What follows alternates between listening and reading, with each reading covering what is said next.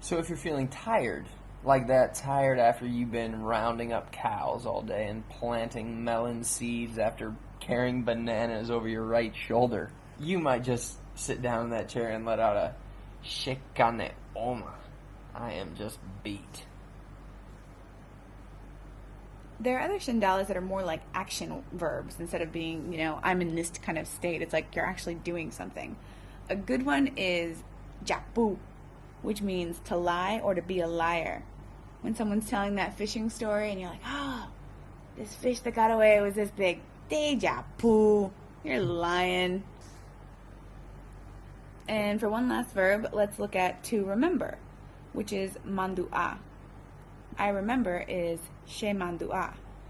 You'll hear a lot when someone's trying to be like, oh, who are you talking about? Whatever. Oh, so-and-so. Ah, she manduama. Oh, I remember now.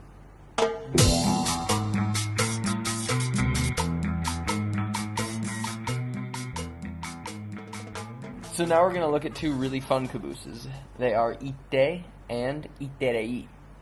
A lot of people who speak Guarani are going to go ahead and say that these are a lot better for expressing yourself than if you were to be expressing yourself in Spanish. They are for exaggerating your words, and you will hear them all of the time. I was explaining this to my friend, and she asked me what the equivalent was in English for iterei. It's so... like, I'm so tired. This is what you would say. Shekaneo iterei. Or for ite, it's more like totally. I'm totally exhausted. Shekaneo ite. You can use these with regular verbs. With verbs, iterei means a lot. Amba poiterei means I work a lot. Okay, so now we're going to do a little technical part that Mateo is mad at me for even including. Because it's just one of those things that is just a little change, but it was frustrating to me because I couldn't figure out what was going on. So just kind of put this in your brain, but also you're just going to learn this by listening and repeating.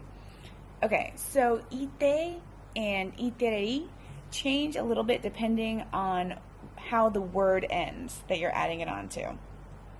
So ite and iterei with the I beginning are going to go on the end of words with a strong vowel A, E, or O, like amba'apo iterei. But the beginning I will change to an E when the word ends with a weak vowel like I, U, or Y. So my favorite example of this is when people say oima.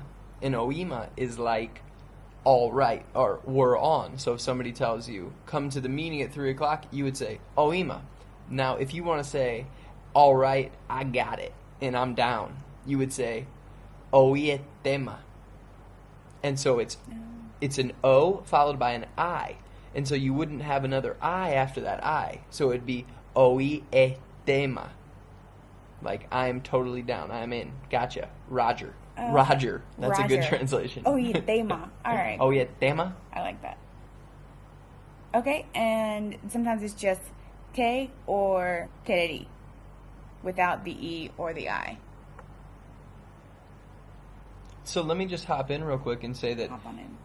This, I think it's important to realize your own learning style and to say, this is the kind of, are you telling yourself right now, this is ridiculous, I have no interest in learning this, and I'll just pick it up, or if it's interesting to you, then make an effort to learn it, but I think it's important to realize which one of those people you are. Yeah. Because these are the kind of things that I find myself just having picked up, and while, with other examples, they're things that I really had to study. For me, it was frustrating because I would say ite, and someone would say, no, that's ete. And I'm like, what? Why? So I just wanted to include that in here for the people. No, for sure. That's totally valid. Okay, and the opposite of iterei and ite is imi, and that has an apostrophe before it. This means a little bit. With adjectives, it can mean more or less, kind of. To say, I'm kind of hungry, would be she veria imi. How would you say, I'm a little tired? She kaneo imi.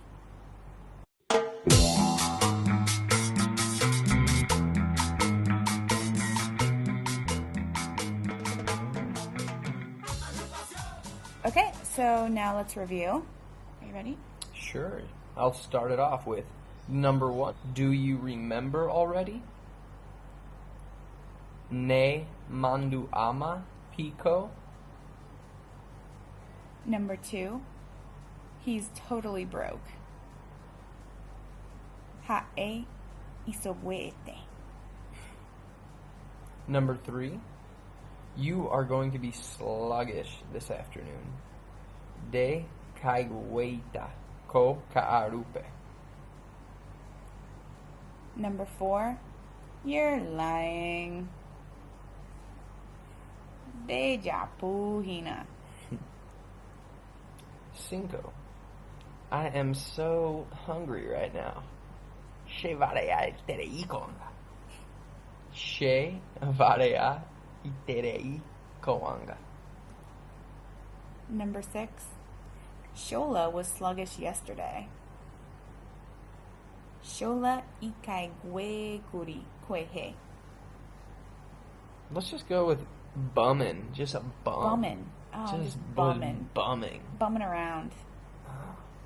Yesterday, I bought sushi, and now I'm really broke. Kwehe ajo wakuri sushi hako anga shiso weterei. Number 8, dude, I'm so bumming. Shekai gue shara. So number 9, Mateo's looking for his cow. Mateo oheka ivaka. Number 10, I was so hungry. Shevere a itereri kuri. Okay, and now we're going to switch to the Guarani first. So number 1, apitase ko ape porque se caigue. I want to stay here because I'm feeling lazy. Number 2, egueraha ko pizza Julio pe porque ivere ama. Take this pizza to Julio because he's hungry.